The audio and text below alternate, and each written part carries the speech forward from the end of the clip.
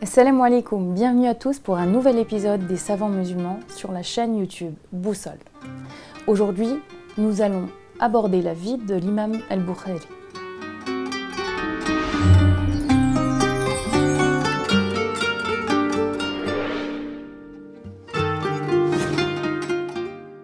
L'histoire d'imam Muhammad ibn Ismaïl al-Bukhari est un rappel puissant du rôle de la détermination et de la passion pour obtenir la sagesse et consolider sa foi.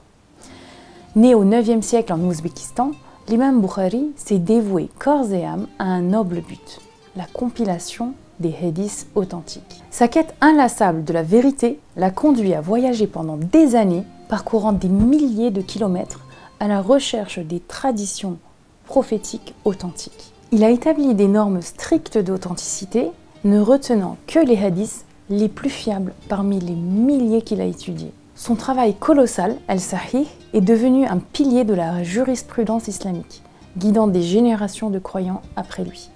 L'imam Bukhari nous rappelle que la connaissance, l'effort et la foi inébranlables peuvent laisser un héritage durable des siècles durant. L'histoire d'imam Bukhari est une source d'inspiration qui nous rappelle que la persévérance et la recherche de la vérité sont des qualités qui peuvent changer le cours de l'histoire et éclairer les cœurs. Sa vie est un exemple intemporel de dévouement à la foi et à la quête de la vérité. Une histoire qui continuera d'inspirer des générations à venir. Ses ancêtres étaient mazdéens. C'est une religion perse qui s'étendait sur un vaste territoire au-delà des frontières de l'Iran actuel. Le père de son grand-père se convertit à l'islam grâce au wali de Bukhara, Yaman. Et depuis, sa famille baignait dans l'amour pour Allah et son messager. Le père de l'imam Bukhari était aussi un apprenti des sciences islamiques. Mort alors que Bukhari était encore un enfant, il lui légua tous ses livres. Et c'est à l'âge de 10 ans qu'il décide de commencer son apprentissage de la science des hadiths auprès des grands savants de Bukhara. Sa mémoire prodigieuse et son désir insatiable d'apprendre étaient remarquables, si bien qu'il corrigeait déjà ses maîtres alors qu'il n'avait que 11 ans. À 16 ans, il avait déjà mémorisé l'intégralité des œuvres de Ibn al-Mubarak et Waki bin Jarrah, et ça représente une dizaine de volumes. Il partit alors en pèlerinage pour la Mecque, où il resta pour continuer sa formation à la cour des grands savants mécois. L'imam al-Bukhari décida de compiler les hadiths authentiques en parcourant autant qu'il le pourrait toutes les villes abritant des savants. Pour vous donner une idée de ses voyages, on peut en énumérer les plus importants. Il rendit visite 8 fois à l'imam Ahmad ibn Hanbal, qui était à Bagdad. Il se rendit au moins 4 fois à Basra, quelques fois à Belh, puis à Damas, Homs, à Koufa, en Égypte, à Nissabour.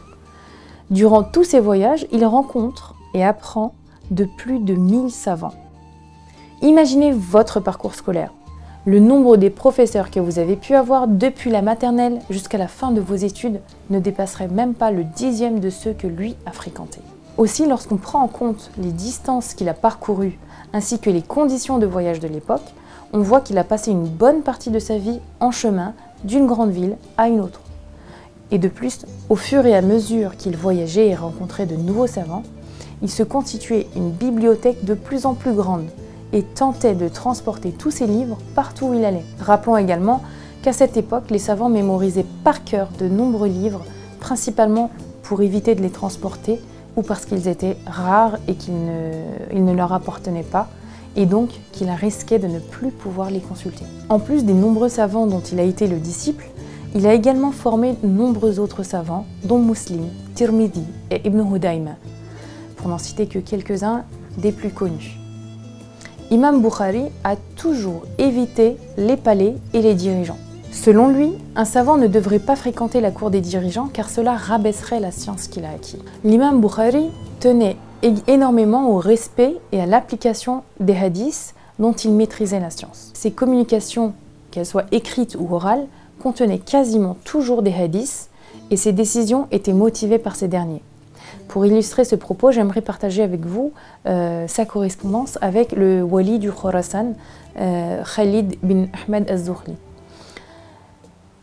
Donc, le wali lui demandait de venir lui enseigner quelques-unes de ses œuvres à son palais, mais Bukhari, pour préserver son intégrité, refusa et cita un hadith du prophète pour lui suggérer de se déplacer lui-même s'il veut apprendre.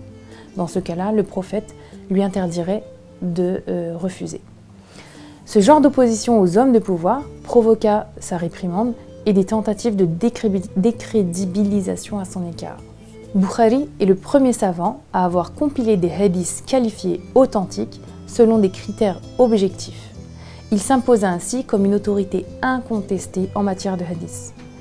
Il meurt en 870 près de Samarcande. Aujourd'hui, si on vous propose ce parcours brillant, c'est pas seulement pour connaître les grandes lignes de la vie d'un grand savant, mais c'est aussi et surtout pour que nous, on puisse s'imprégner de cet exemple et qu'on acquiert les bons réflexes face à la connaissance et à l'apprentissage. Lorsqu'on est face à une nouvelle information, un apprentissage ou autre, il faut savoir vérifier l'authenticité et renforcer cet apprentissage par nos propres recherches. Des savants comme Bukhari, on n'en trouve plus beaucoup aujourd'hui. C'est donc important de filtrer les informations et être dans la quête de la connaissance juste et authentique.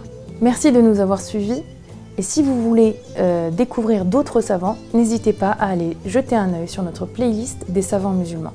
Merci de liker, partager et commenter cette vidéo. Assalamu alaikum wa rahmatullah wa barakatuh.